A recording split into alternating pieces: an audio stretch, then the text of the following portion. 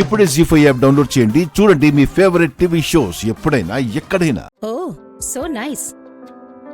మీతో మాట్లాడి everything okay అనుకుంటే మంచి రోజు చూసి ఓసారి మాట్లాడదాం అనుకుంటున్నాము.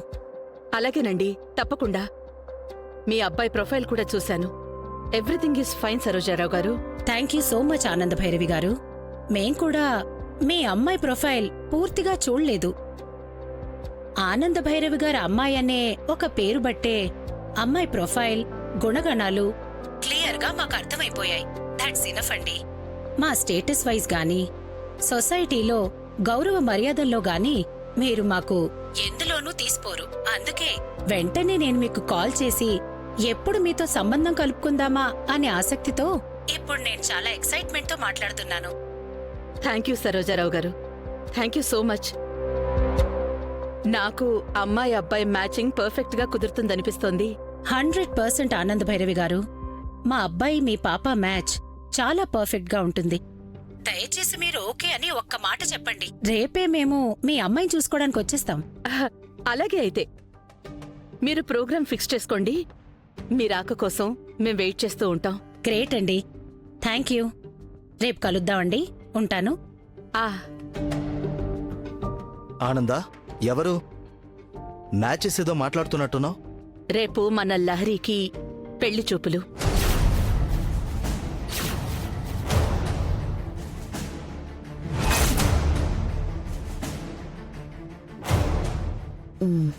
ఈ పెళ్లి చూపులు లహరికి ఇష్టం లేనట్టుంది.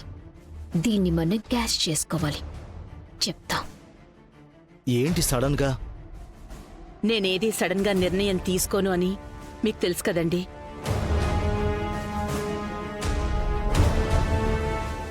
యాక్చువల్గా నేను ఈ ప్లాన్ ఎప్పటినుంచో చేశాను. బట్ ఈ ఫోన్ కాల్ మాత్రం సడన్ గా ఇప్పుడే వచ్చింది. రేపే వస్తామన్నారు. నేను ఓకే చెప్పేశాను. ఆనందా, అబ్బాయి వాళ్ళెవరు? మనకి బాగా తెలిసిన వాళ్లేనా? పేరు, పలుకుబడి అన్నీ ఉన్నవాళ్లే అక్క. స్టాండర్డ్ స్టీల్ కంపెనీ ఎండి సరోజారావు గారి ఫ్యామిలీ అంట. రేపుదయాన్నే అమ్మాయిని చూడ్డానికి వస్తున్నాం అన్నారు. లహరి, కంగ్రాచులేషన్స్. లహరి, ఏమైంది? పెళ్లి అనగానే సిగ్గుపడాల్సిన అమ్మాయి ఇలా టెన్షన్ పట్టవేంటి? నీకు ఈ పెళ్లి చూపులు ఇష్టం లేదా?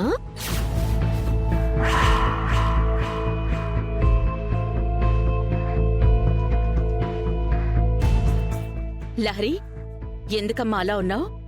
నాకిప్పుడే పెళ్లి చేసుకోవాలని లేదమ్మా. లేదు అంటే ఏంటర్థం?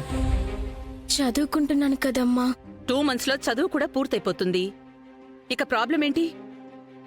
ఎగ్జామ్స్ అయిపోతే వెంటనే పెళ్లి చేసుకోవాలా? చేసుకోవాలి.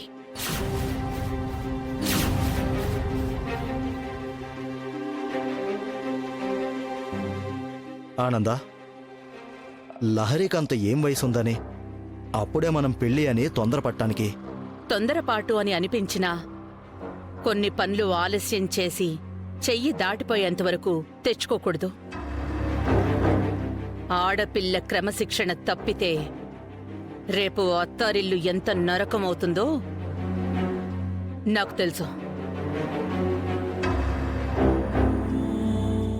అందుకే పెళ్ళిడికొచ్చిన అమ్మాయి మన చేతుల్లో ఉండగానే అత్తారింట్లో అడుగు పెట్టాలి. లేదంటే అర్ధరాత్రి పార్టీలు, పబ్బులు అంటూ వెళ్లి కుటుంబం పరువు మర్యాదల్ని పట్టుకుని ఎవరి చేతుల్లోనూ పెడతారు. నా కూతురి విషయంలో నేను రిస్క్ తీసుకోదలుచుకోలేదు.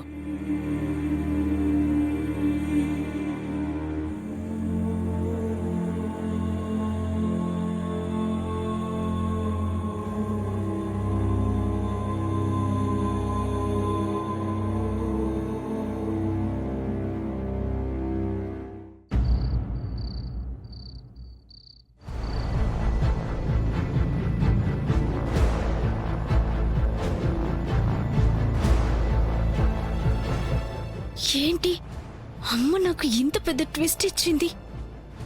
లైఫ్లో ఏ ఎంజాయ్మెంట్, ఫ్రీడమ్ లేకుండా అప్పుడే నాకు ఈ పెళ్ళేంటి?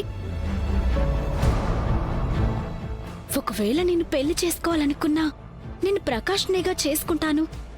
మనసులో ప్రకాష్ ఉండగా నాకెవరు మాత్రం ఎందుకు నచ్చుతారు? ఓ మై గాడ్, అమ్మ మాటను కాదనే ధైర్యం లేదు. అలా అని ఎవరితోనో పెళ్లి చేస్తానంటే మౌనంగా కూడా ఉండలేను. ఇప్పుడేం చేయను? లహరి, పెళ్ళనగానే ఒళ్ళంతా చెమటలు పట్టి గిలగిలా కొట్టేసుకుంటున్నావా?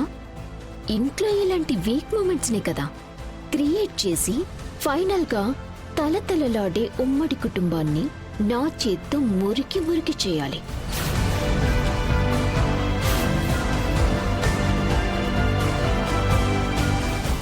లహరి, ఏదో టెన్షన్గా ఉన్నట్టున్నా, ఏమైంది? వదినా,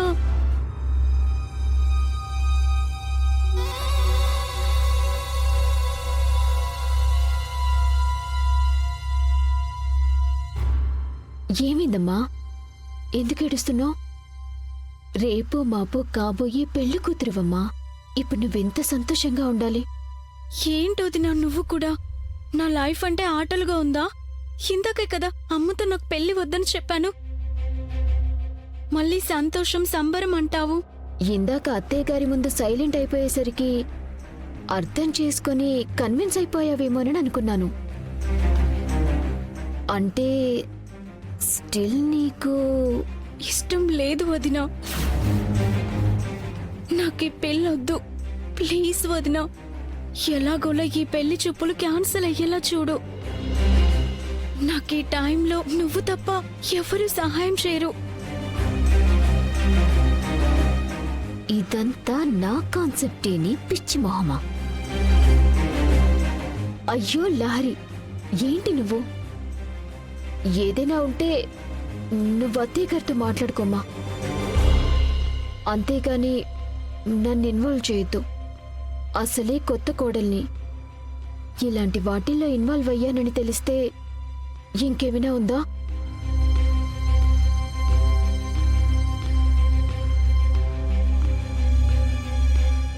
ఆల్రెడీ శరణ్య చేసిన ఆ పని వల్ల అందరి పాయింట్ ఆఫ్ వ్యూలో కోడలంటేనే తోడేలన్నంత బ్యాడ్ క్రియేట్ అయిపోయింది.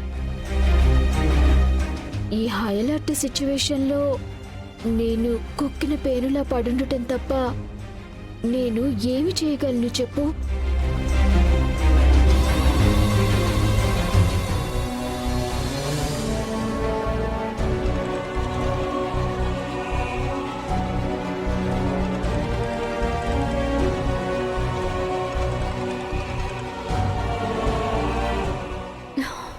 అమ్మో, ఆయన ఫోన్ చేస్తున్నారు.